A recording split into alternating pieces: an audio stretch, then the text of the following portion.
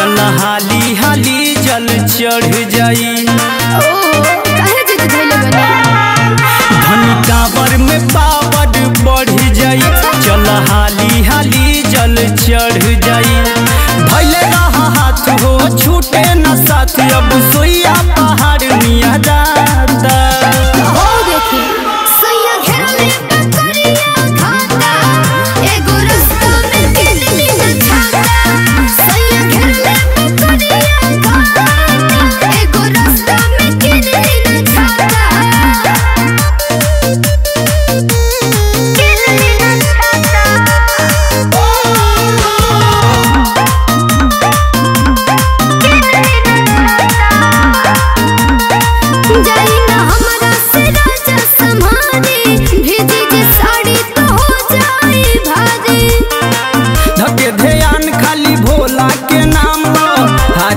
ऐसे तू हिम्मत से काम लो तबीयत खराब हो जाई। चाहे जे भोला उहे नु होला बात बाटे सबके ही पता। सैया घेरले पकड़िया घाटा एगो रास्ता में किनली न छाता।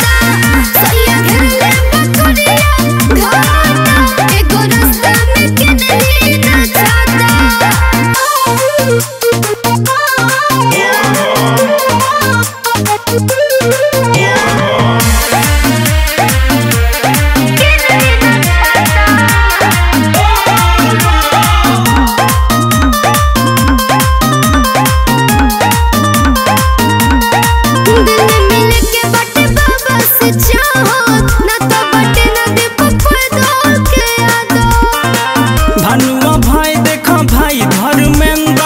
संगी के चल गईले मंदिर के अंदर। तूने बतिया पूछी